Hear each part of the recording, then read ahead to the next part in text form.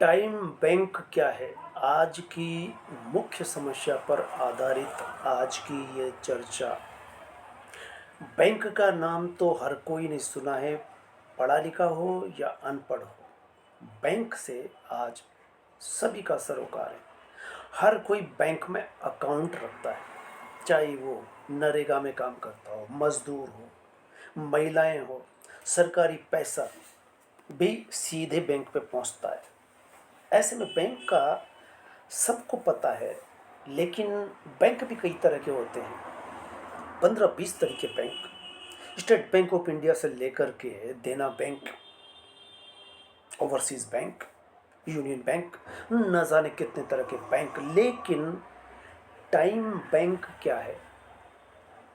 Time bank की जो image है, जो काम है, जो कार्य प्रणाली है, वो पैसे से कूती नहीं जाती। इसका मूल्य पैसों से नहीं लगाया जा सकता। आदमी जिंदगी भर पैसा कमाता है, अरबों खरबों रुपए हो सकते हैं। जीने के लिए पैसा बहुत काम नहीं आता एक समय के बाद। बैंक हमारे ज़िंदगी भर काम देता है। बैंक का अकाउंट में हम जो कुछ होता है बचा खुचा उसमें रखते हैं। लेकिन 70 पार 80 पार के लोगों के लिए एक और बैंक होता है, टाइम बैंक, समय की बचत करने वाला बैंक।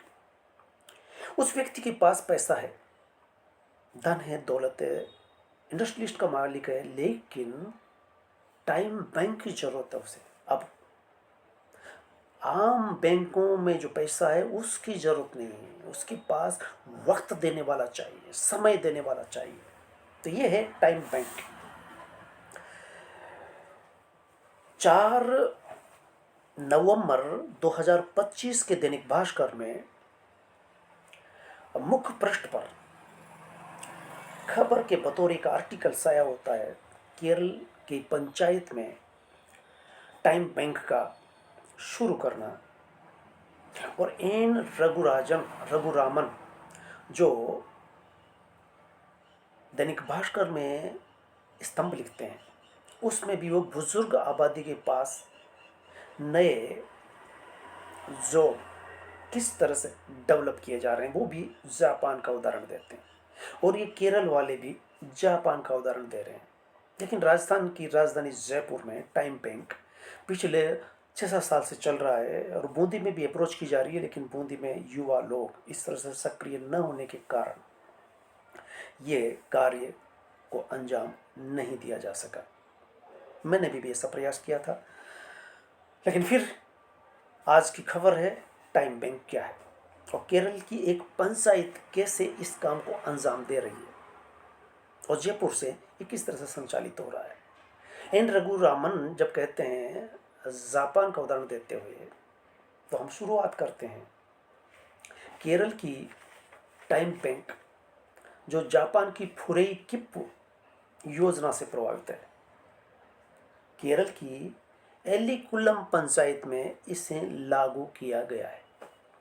चलिए, इससे पहले हम एन रघुरामन के स्तंभ में क्या आया उसकी पड़ताल करते हैं। बुजुर्ग की सबसे बड़ी आबादी जापान में, और वो दूसरी खबर देते हैं कि कोई 1 लाख लोग अपनी लगी लगाई सरकारी सेवा को छोड़कर अपने घर के बीमार बुजुर्गों को समय दे रहे हैं, देखभाल कर रहे हैं, इसलिए नौकरी छोड़ रहे हैं। और वो कह रहे हैं 2030 तक ये नौकरी छोड़ने की प्रक्रिया बढ़ करके 3 लाख हो जाने वाली है। जो घर में बुजुर्गों की आबादी है, बुजुर्ग है और अकेलेपन का शिकार है, उसको वक्त कौन देगा? नौकरी में पैसा देती है, उस बुजुर्ग ने इतना कमाया है कि पैसे की कमी नहीं है, लेकिन बुजुर्ग को इस समय देखभाल की जरूरत है। इसलिए वो घर परिवार का सदस्य अपनी नौकरी छोड़ करके घर वाले की देखभाल कर रहा है। ये तो खबर थी जापान की उस आबादी का जहाँ सबसे ज़्यादा बुजुर्ग किसी देश में रहते हैं, तो वो जापान में। क्योंकि जो चलते फिरते हैं वो तो अपना काम करते हैं, लेकिन जो बीमार सदस्य हैं उसकी देख रेख कौन करे। वहां पर एक विजनरी नाम से कंपनी खोली गई और एक एक जेन जी केयरिंग इंडस्ट्री के नाम से उन्होंने रोजगार देने का काम आरंभ किया। वो क्या करते हैं ये भी बताएंगे। और भारत में भी इसी तरह से आईटी पेशेवर इसी तरह से काम कर रहे हैं, जिसमें बुजुर्गों से सार्थक बातचीत की जा सके, ऐसे युवाओं की टीम खड़ी की जा रही है। क्या करते हैं वो बुजुर्ग जो अकेले रह गए, घर वाले भी वक्त नहीं दे रहे, ये घर वाले नहीं है या दूर सर्विस कर रहे हैं। और बहुत सारे ऐसे भी इस देश में हैं जिनके बच्चे बच्ची बड़े शहरों में चले गए, दिल्ली बम्बई में चले गए या यूरोप में नौकरी कर रहे हैं। घर पर अकेला बुजुर्ग, उसका समय कैसे पास हो। इसलिए ऐसे बुजुर्गों के लिए भावनात्मक सहारे की जरूरत है। दैनिक क्रियाकलाप कैसे करें, इसमें सहायक की जरूरत है। ऐसे में बताया गया है कि सेवानिवृत्त, हाल ही में सेवानिवृत्त हुए लोगों को भी इस तरह के लोगों के लिए सहयोगी बनने के लिए जॉब डेवलप किया जा रहा है। ये जापान में किया जा रहा है। एकल परिवारों में, जहाँ सिंगल परिवार है और एक दो बच्चे हैं, वो भी बाहर चले जाते हैं, तब वो बुजुर्ग क्या करेगा। यही हालत शहर बेंगलुरु की है, दिल्ली, चेन्नई, बम्बई की है। वहाँ पर 70 वर्ष तक के गिग वर्कर भी काम कर रहे हैं, जो बुजुर्गों के सहयोग, बातचीत और उनकी दैनिक क्रियाकलाप में सहायता करते हैं। खास करके डिमेंशिया रोग से पीड़ित रोगियों को घर वाले भी घर से बाहर नहीं जाने देते, क्योंकि अगर वो घर से बाहर निकल गया तो वो भूल जाता है कि किस घर से आया, वो घर भी वापस नहीं पहुंच सकता। इस तरह की बीमारी जिन लोगों को है, उनके लिए हर समय एक हेल्पर की, एक सहयोगी की, एक सहायक की जरूरत पड़ती है।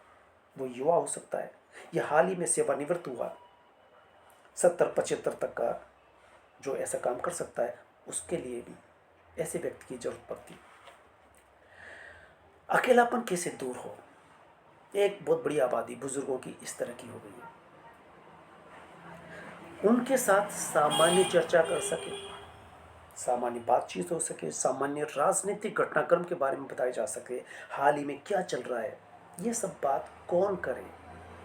बच्चे घर से बाहर दिन भर नौकरी या उद्योग में लगे हुए हैं, घर में अकेला बुजुर्ग अपना समय पास कैसे करे। ऐसे बुजुर्ग के लिए ऐसे जो एन रघुरामन यह कहना चाहते हैं कि एक नया जॉब भी क्रिएट हो रहा है जो बुजुर्गों के इर्द गिर्द काम करेगा। वो हाल ही में सेवानिवृत्त व्यक्ति भी हो सकता है, युवा से लेकर के सेवानिवृत्त व्यक्ति तक ऐसे बुजुर्गों का सहयोगी बन सकता है और उसको 500 से 1000 रुपये तक मिलते हैं। 3 घंटे के 500 रुपये और दिन भर के 1000 रुपये बेंगलुरु में ऐसा किया जा रहा है। इसके पैरेलल टाइम बैंक एक और संस्था है जो जयपुर में कार्यरत है। और हाल ही में केरल की इस पंचायत ने, इसका पूरा विवरण आप पहले सुन लें। एलिकुलम पंचायत, जितना वक्त बुजुर्गों को दिया जाएगा उतना उसे भी मिलेगा। बुजुर्गों की मुख्य समस्या क्या है, कोई वक्त उनके साथ नहीं बिताता। ये बात उनके लिए अखरने वाली होती है। इसलिए बुढ़ापे में देखभाल करने वाला चाहिए, अकेलेपन से दूर करने वाला, अकेलेपन से बचाने वाला। ये काम केरल के कोट्टायम जिला में एलिकुलम पंचायत में शुरू कर दिया गया है। उसको के डिस्क नाम दिया गया। इस योजना की सलाहकार दीपा गोपीनाथन बताती है कि इस पंचायत में कोई 7,652 बुजुर्गों में, हो सकता है ये पूरे जिले की हो या तहसील की हो, इनमें से अधिकांश अकेलेपन के शिकार है। उनका अकेलापन कैसे दूर हो, इसलिए इनके लिए ऐसे वॉलंटियर चाहिए। वो कैसे चलाते हैं, एक वेबसाइट तैयार की गई। उस वेबसाइट को पुलिस विभाग से भी लिंक किया जाता है। इस पायलट प्रोजेक्ट को इस पंचायत में शुरू किया गया है। ये सफल रहता है तो आगे पूरे केरल में इसे लागू किया जाएगा। इस संस्था में किस तरह से टीम काम करेगी, पूरी पंचायत के अलावा पुलिस विभाग, ऑटो यूनियन भी इसमें सहयोगी बनेगी और वरिष्ठ नागरिक इस समूह में होंगे। तो जैसा कि मैं बताया था कि इस तरह की कार्य आज से 4-5 साल पहले जयपुर टाइम बैंक बना करके किया गया। उसकी अप्रोच जयपुर से आसपास के ज़िलों में की गई। गवर्नमेंट कॉलेज बूंदी, गवर्नमेंट कन्या महाविद्यालय बूंदी, इनके अधिकारी से बात की गई, लेकिन दरअसल ये परवान नहीं चढ़ सकी। स्टूडेंट अपनी पढ़ाई में इतने मशगूल रहे कि उन्होंने वक्त देना मुनासिब नहीं समझा।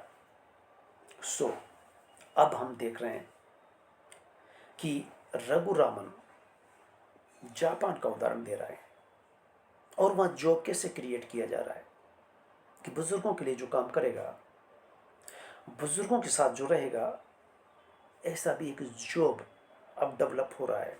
या दूसरा टाइम बैंक को फिर खुले करके हम इसलिए बात कर सकते हैं कि मैं 5 साल पहले इनसे जुड़ा था और उन्होंने बताया था कि आप जितना वक्त बुजुर्ग के साथ देते हैं, 1-2 घंटे 3 घंटे सप्ताह में 2-3 दिन, फिर आप दूसरे बुजुर्ग से मिलते हैं या समय आवश्यकता पड़ने पर उनकी सहायता करते हैं, या हर दिन 1 घंटा उसके साथ बैठ करके उसके मनोनुकूल बात की जाती है। और वो 1 घंटा जुड़ करके उनके साथ कितना समय आपने बिताया, या फिर आपने अपने फील्ड में दूसरा बुजुर्ग चुन लिया या दूसरा व्यक्ति फिर उस बुजुर्ग से जुड़ गया, तो इस तरह से आपको वो क्रेडिट इस टाइम बैंक में काउंट होती जाती है। जिस तरह से बैंक का काम होता है कि आप जितना पैसा जमा करेंगे उतना पैसा आपके खाते में जमा होगा ब्याज सहित। यहाँ टाइम बैंक ये काम करता है कि आप इस समय बुजुर्गों के साथ समय देंगे, वो समय आपके साथ जुड़ता जाएगा।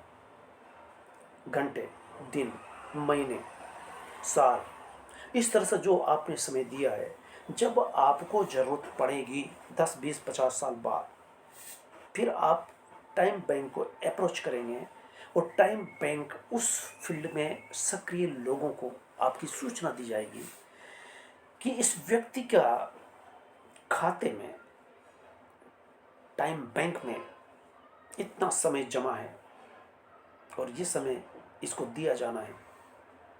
जो भी व्यक्ति इनके साथ इतना समय तो देना ही होगा, जो ज़्यादा देगा उसके खाते में जुड़ जाएगा। इस तरह से ये टाइम बैंक काम करता है मज़ेदार बात। और इस तरह से अगर समझें तो आज जब एकल परिवार भारत में भी बढ़ते जा रहे हैं, महानगरों में एकल परिवार इस समस्या से रूबरू है। हर बुजुर्ग के साथ ये समस्या नहीं हो सकती, माना कि परिवार में उसके साथ सदस्य माना कि, लेकिन कुछ सदस्य परिवार में होते हुए परिवार वाले कितना वक्त देते हैं, इसलिए टाइम बैंक वाले उनको वक्त देंगे। और जो दूसरी बात की गई कि जॉब बुजुर्गों को साथ जो काम करेगा उसको इस तरह का भी एक जॉब क्रिएट हो रहा है, जापान में हो चुका है, बेंगलुरु तक में ये काम चालू हो चुका है। तो इस तरह से आप देखेंगे इस टाइम बैंक वीडियो को आप इसलिए भी शेयर कर रहे हैं कि जयपुर में कुछ हद तक ये चल रहा है। केरल की एक छोटी सी पंचायत, यानी एक पंचायत, पूरा केरल में नहीं, वो एक पंचायत में अभी किसी देश में या राजस्थान में राजधानी में चल रहा है, राजधानी में चल रहा है, जिले में भी ठीक से सक्रिय नहीं हुआ। लेकिन केरल की इस पंचायत में, पंचायत का नाम है एलिकुलम पंचायत। तो एलिकुलम पंचायत में ये प्रोजेक्ट योजना के तहत आरंभ किया गया है और जल्दी ये मुझे लगता है कि केरल की हर पंचायत में, शहरों में तो लागू हो ही जाएगा। पंचायत स्तर तक जा रहा है। राजस्थान में भी राजधानी में चल रहा है, जिले में किसी तरह से चल रहा है, अभी गांव तक जाना दुर्लभतम है। लेकिन एक दिन वो आएगा कि ये टाइम बैंक इस तरह से काम करने वाला है। तो साथियों, ये एक बुजुर्ग विमर्श के तहत, और इसी के साथ मुझे याद आता है अंतिम अरण्य, निर्मल वर्मा का उपन्यास। ये कोई 15-20 साल पहले आया था और मैंने एक पुस्तक लिखी थी, वृद्धों की दुनिया। उस वृद्धों की दुनिया में इस उपन्यास का पूरा एक चैप्टर है। इस अंतिम अरण्य में, अंतिम काल में वो व्यक्ति जो आईएएस होता है, समय गुजारने के लिए हिमाचल प्रदेश चला जाता है और पहाड़ी शहर में जाकर के रहने लगता है। उसकी बीवी भी उससे दूर रहती है, बेटी भी दूर रहती है, वो अकेला है। उसकी पत्नी एक विज्ञापन निकालती है कि हमें एक ऐसे व्यक्ति की जरूरत है जो एक बुजुर्ग के साथ रह सके, देखभाल करने के लिए तो है सेवक। अब ऐसा व्यक्ति चाहिए जो डायरी लिखेगा, उनसे बातचीत करेगा और उनको देख रेख करते हुए वो जो कहेंगे वो लिखेगा, वो खुद लिखेंगे। इस तरह से कि ऐसा राइटर चाहिए। सेवा करने के लिए सेवक है ऑलरेडी। तो अंतिम अरण्य में जो व्यक्ति अकेला है, बीमार है, ज़्यादा बातचीत भी नहीं कर पाता, उसके साथ एक लेखक समय गुजारता है, ठीक टाइम बैंक की तरह। और उसके लिए आवास जो उसकी आवाज़ से दूर है, नौकर जरूरत पड़ने पर उसको बुलाता है और वो एक निश्चित समय पर उनके साथ उठता बैठता है, एक डायरी लिखता है। तो ये निर्मल वर्मा उस समय लिख रहे हैं जब टाइम बैंक का इस तरह का सवाल नहीं था जो अब सवाल उठ रहा है। उस समय भी इस तरह की सूचनाएं साहित्यकार इस तरह के विचार दे रहे थे कि बुजुर्ग को किस तरह की जरूरत पड़ती है। हालांकि सिचुएशन अंतिम अरण्य के नायक की भी वही बनती है जो आज बुजुर्गों के अकेलेपन के शिकार है। वो भी अकेलापन इसलिए कि बीवी भी दूर रहती है, बेटी भी नौकरी के कारण दूर रहती है, नौकर रख दिया कर गया है देखभाल के लिए जो दवाई दारू खाना पीना सब कर देता है। और कुछ बुजुर्गों से समय समय पर मिलते भी है, लेकिन वो रोज नहीं मिल सकते, सेवक साथ है। लेकिन एक राइटर वहाँ उस जगह रखा जाता है जो बाकायदा उसको तनख्वाह मुकर्रर की जाती है। जिस तरह से यहाँ एन रघुरामन कह रहे हैं कि बुजुर्ग के लिए एक ऐसा जॉब भी क्रिएट किया जा रहा है जापान में, जो बेंगलुरु में भी हो रहा है। तो इस तरह से आप देख सकते हैं कि समय के साथ संस्थाएं किस तरह से रूप बदलती है। तो आज टाइम बैंक भी आकारित हो रहा है। लोग नहीं जानते हैं what is the time bank. तो टाइम बैंक का मतलब समय की बचत करने वाला। कौन करेगा बचत?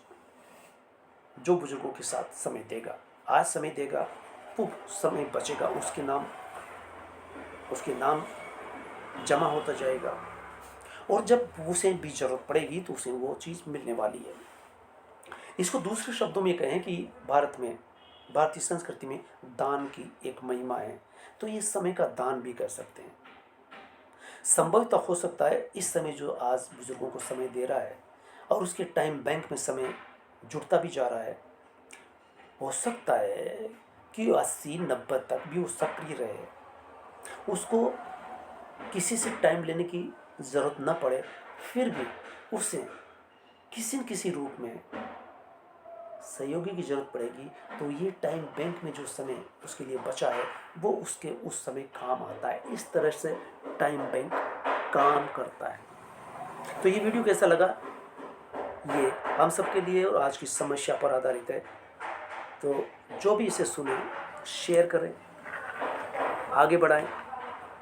ताकि इसका प्रचार प्रसार हो और टाइम बैंक के बारे में पता चले, टाइम बैंक कैसे काम करता है, बुजुर्गों की एक बड़ी आबादी की ज़रूरत क्या है, और दूर दराज दूसरे देश जापान में क्या हो रहा है, केरल जैसे प्रांत की पंचायत कैसे काम कर रही है, कैसे बुजुर्गों को केयर करने के वहाँ काम किए जा रहे हैं।